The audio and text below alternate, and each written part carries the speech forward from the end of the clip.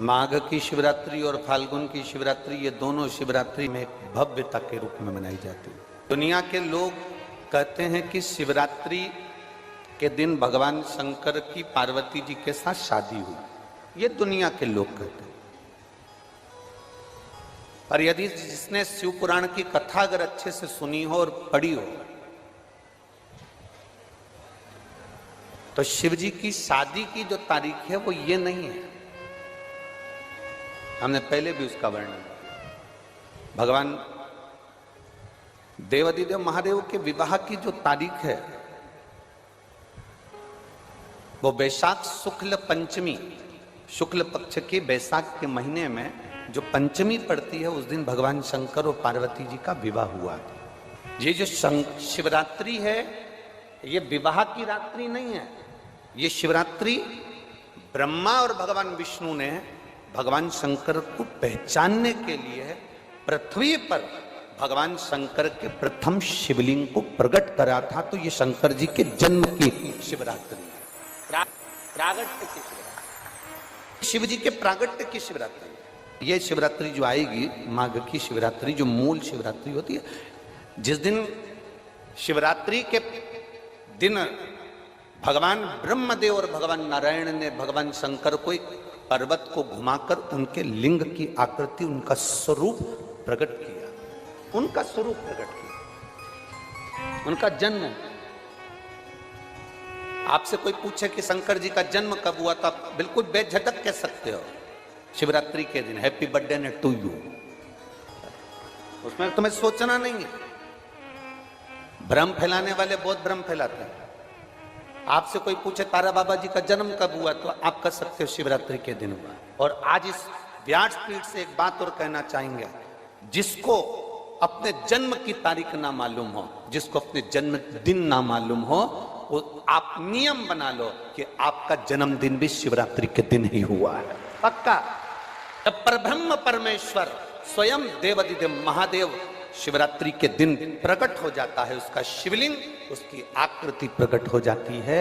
और ब्रह्मा जी ऊपर जाकर मालूम करते हैं, आकाश में बढ़ते जाते हैं, तो भी उनको शंकर भगवान के शिवलिंग का छोर नहीं मिलता। भगवान नारायण नीचे की ओर बढ़ते चले जाते हैं, पाताल की ओर, और उनके चरण नहीं मिलते, तब हार जाते हैं कि शंकर को पहचानना कठिन है। शिव को पहचानना, शिव को जानना कठिन है, बहुत कठिन।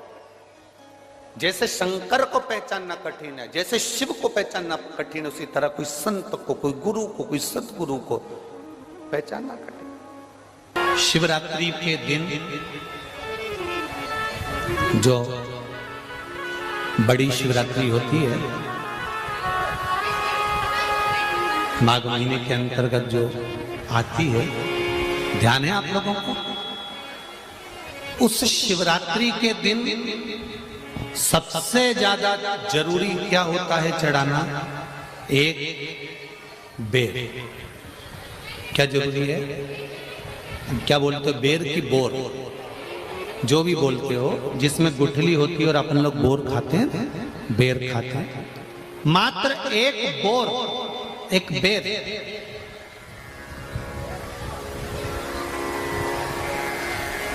महाशिवरात्रि के दिन समर्पित किया जाता है। क्यों करते हैं?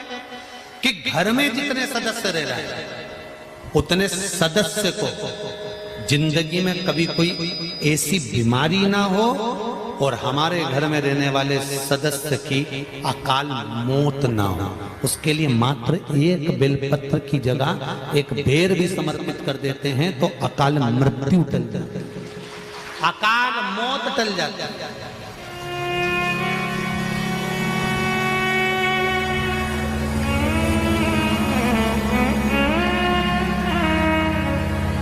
12 महीने शिवरात्रि आती है, जिसको 12 मासिक शिवरात्रि कहते हैं। हम कई लोगों से कहते हैं अगर जिंदगी में ज्यादा नियम नहीं ले सकते तो एक नियम ले लो, और उसका फल क्या होता है ये मात्र 3 महीने की शिवरात्रि कर देख लीजिए, केवल 3 महीने की शिवरात्रि। ज्यादा कुछ नहीं कर सकते। हर महीने शिवरात्रि आती है। प्रत्येक शिवरात्रि के दिन 3 जगह पर दिया लगाना प्रारंभ कर दो। पहला, बेलपत्री के वृक्ष के नीचे। दूसरा, शंकर भगवान के मंदिर पर। तीसरा, आंवले के वृक्ष के नीचे। केवल ये 3 जगह पर दिया लगाना चालू कर दो। कौन से दिन? हर महीने की जो शिवरात्रि आती है, मासिक शिवरात्रि जो आती है, आप 12 महीने का नियम बनाओ कि मैं 12 महीने की शिवरात्रि का व्रत करूं ना करूं। मैं शंकर के मंदिर में 12 महीने जो शिवरात्रि आती है उस शिवरात्रि का नियम लेती हूं कि शिवरात्रि के दिन मैं दिया लगाने 3 जगह पर जाऊंगी। पहला, बोलते जाओ जम के, बेलपत्री के नीचे। दूसरा, शंकर भगवान के मंदिर में या शिव मंदिर की चौखट पर। तीसरा, आंवले के वृक्ष के नीचे। ये 3 जगह पर आप प्रणाम कर कर, झोली पसार कर बाबा देवाधिदेव महादेव, माता लक्ष्मी और पार्वती के नाम से दिया लगाना प्रारंभ कर दीजिए। 3 महीने की शिवरात्रि पूरी हो, ये निश्चित है अगला पत्र आपका इस जगह पर मिलेगा कि बाबा ने मेरा ये कार्य किया। शंकर जी को शिवरात्रि पे क्या चढ़ाया जाता है? बेर। कितने बेर चढ़ाते हैं? शंकर जी को शिवरात्रि पर कितने बेर चढ़ते हैं? हर शिवरात्रि का एक। 12 महीने में कितनी शिवरात्रि आती हैं? 12 बेर शिव जी को समर्पित होते हैं शिवरात्रि के दिन। काय के लिए चढ़ाए जाते हैं? एक एक बेर का क्रम है। पहला बेर शंकर जी को जब चढ़ाते हैं तो वो वंश की वृद्धि करता है। दूसरे नंबर का बेर जब चढ़ाते हैं वो संपदा प्रदान करता है। तीसरे नंबर का बेर चढ़ाते हैं वो बच्चों को बुद्धि प्रदान करता है। चौथे नंबर का बेर जब शिव जी को समर्पित करा जाता है शिवरात्रि के दिन, वो घर में से रोग धोक बीमारी को हटाता है।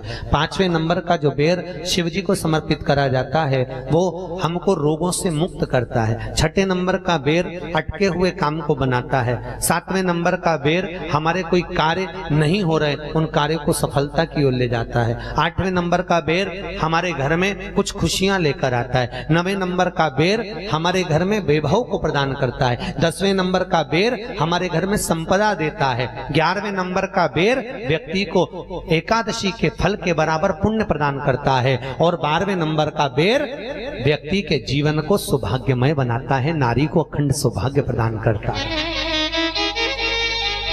12 महीने शिवरात्रि आती है। हर महीने का एक बेर, एक शिवरात्रि का एक बेर भगवान शंकर को 12 महीने का इकट्ठा कर कर एक मूल शिवरात्रि के दिन शिव को समर्पित करना चाहिए।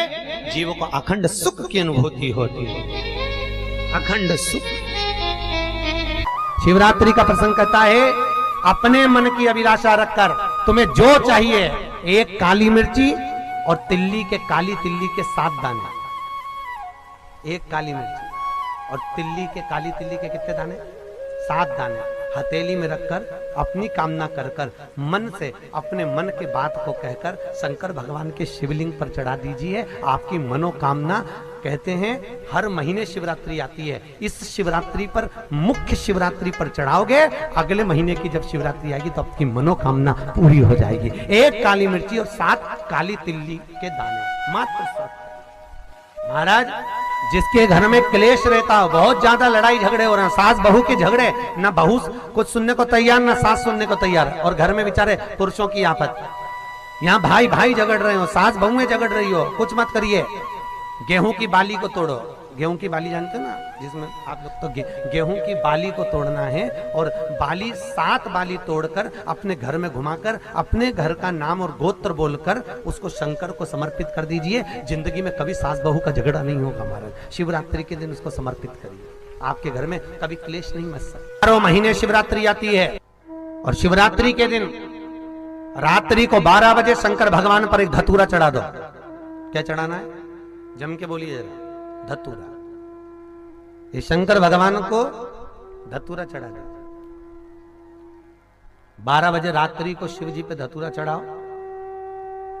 आधे घंटे तक धतूरा चढ़े रहने दो, और आप श्री शिवाय नमस्तुभ्यम का जाप करो। जिस शंकर जी पे धतूरा चढ़ाए उस मंदिर के बाहर बैठकर कौन सा मंत्र जपना है? श्री शिवाय नमस्तुभ्यम। फिर से बोलो, श्री शिवाय नमस्तुभ्यम। धतूरा चढ़ाकर श्री शिवाय नमस्तुभ्यम का स्मरण करिए। और जो दुकान नहीं चलती हो, घर में लक्ष्मी नहीं टिकती हो, खेत में फसल अच्छी नहीं आती हो, संपदा नहीं आ रही हो, बस उस धतूरे को लाल वस्त्र में बांधकर अपनी दुकान में, अपने व्यापार में, अपने घर में रात को 12:30 बजे उठाकर लाओ और 4 बजे के पहले उसको अपनी दुकान, व्यापार, व्यवसाय में उसको बांध दीजिए। और अगर जो जमीन फसल सही नहीं दे रही हो उस जमीन में ले जाकर गाड़ दीजिए। आपको जीवन में कभी तकलीफ नहीं भोगना पड़ेगी, लक्ष्मी बढ़ती चली जाएगी महाराज, संपदा बढ़ेगी। जो व्यक्ति ज्यादा बीमार रहता हो, बहुत बीमारी उसको घेरे रहती है, परेशान रह रहा हो, बीमारी बनी हुई है, तो बोर चढ़ाइए। बेर क्या बोलते हैं यहाँ पर? बेर की बोर, वो खाने वाला बेर जो होता है, उस बेर को 7 बेर ले लो और 7 बेर को लेकर अपने ऊपर से घुमाकर शिवरात्रि की दोपहर के 12 बजे शंकर भगवान के शिवलिंग पर ले जाकर उस बेर को चढ़ा दीजिए। आपका रोग, आपकी बीमारी मात्र 3 महीने के अंदर समाप्त हो। शिवरात्रि के दिन शंकर भगवान को बेर चढ़ाने का बड़ा महत्व है। यहाँ चढ़ाते हैं कि नहीं चढ़ाते? चढ़ाते हैं। शिवरात्रि के दिन बेर चढ़ाने का बड़ा महत्व है। और शिवरात्रि पर चढ़ा हुआ वो बेर उठाकर ले आइए और उस बेर को उठाकर रख लीजिए। मान लो किसी को उदर से जुड़ी हुई जब तकलीफ रहती है, पेट से जुड़ी हुई तकलीफ रहती है, पेट से जुड़ी हुई कोई भी प्रॉब्लम हो, अगर पेट से जुड़ा हुआ कोई भी रोग आपको लग गया और डॉक्टर की दवाई चल रही है, सारी औषधि चल रही है, जो शिवरात्रि पर आपने बेर चढ़ाया है वो बेर अगर आपके यहाँ रखा हुआ है, वो बेर उस रोग वाले व्यक्ति को खिला दीजिए। आधे घंटे के अंदर पेट का दर्द, पेट की तकलीफ, पेट का कैसा भी रोग होगा एकदम आराम लग जाएगा। उस बेर में इतना दम, इतना प्रबलता आ जाती है शंकर को जो शिवरात्रि के दिन बेर चढ़ाया जाता है।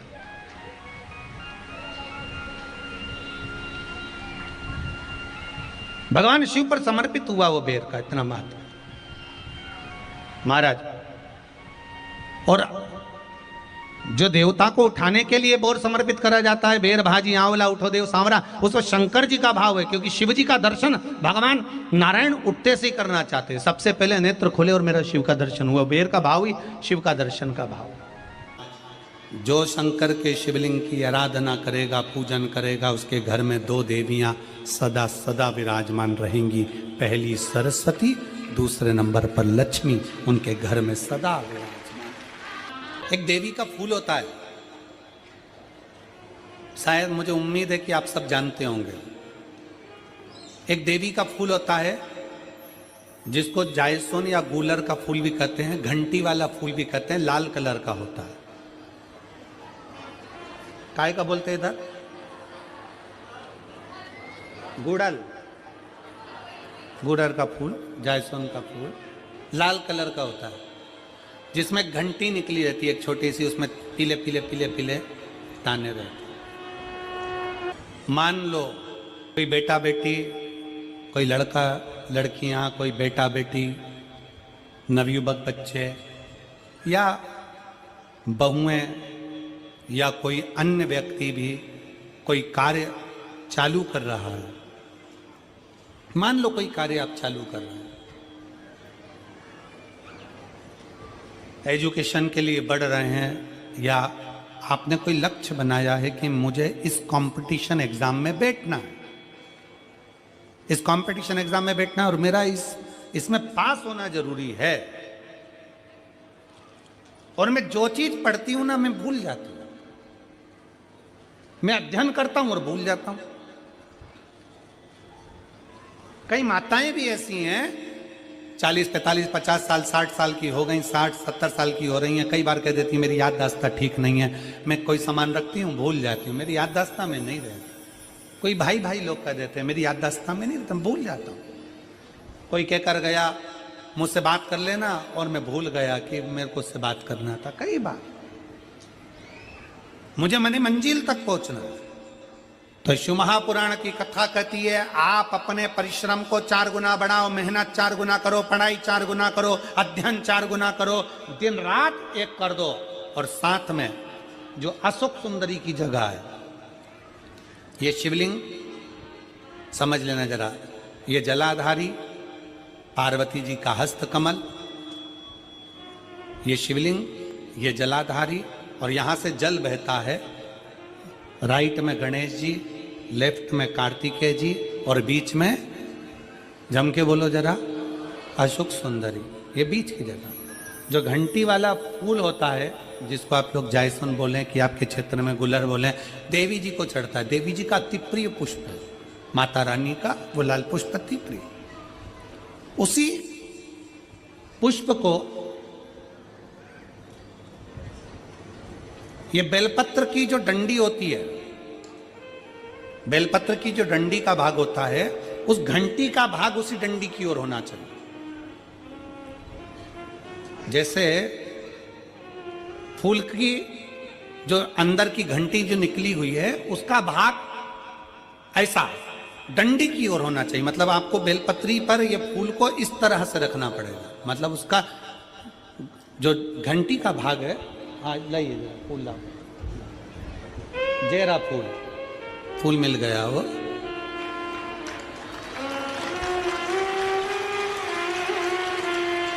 फूल मिल गया। भारत में फूल जल्दी मिल भी जाता है, मिल गया। अब ये फूल और इस फूल की जो घंटी का भाग है वो इस डंडी की ओर हो, हमारे डंडी के साइड। अपनी कामना कर कर, अपना नाम और गोत्र का स्मरण कर कर, शिव जी से अपने मन का भाव बोलकर इस फूल को और इस बेलपत्र को 12 महीने शिवरात्रि पड़ती है। किसी भी शिवरात्रि पर अशोक सुंदरी वाली जगह पर, शंकर के शिवलिंग की ओर जो अशोक सुंदरी की जगह है, वहां पर डंडी और घंटी का मुख शिवलिंग की ओर होते हुए उस बेलपत्र को समर्पित करो। कब करना है? पहले 1 लोटा जल समर्पित कर कर, फिर ये बेलपत्र अपनी कामना कर कर, बाबा से विनय कर कर, बाबा मेरा ये कंपटीशन एग्जाम है, मैं पढ़ूंगी, 4 गुना मेहनत करो, अध्ययन करो, अच्छी पढ़ाई करो, दिल से पढ़ो, रात दिन एक कर दो, और 1 घंटी का पुष्प, 1 बेलपत्र, जब तक तुम्हारा एग्जाम ना आए, 4 महीना, 5 महीना, 3 महीना, प्रत्येक शिवरात्रि, हर महीने शिवरात्रि आती है, प्रत्येक शिवरात्रि पर समर्पित करो। आप अपने लक्ष्य तक पहुंचोगे ही, कोई रोक नहीं सकता। आप अपने लक्ष्य तक, अपनी मंजिल तक पहुंच ही जाओगे।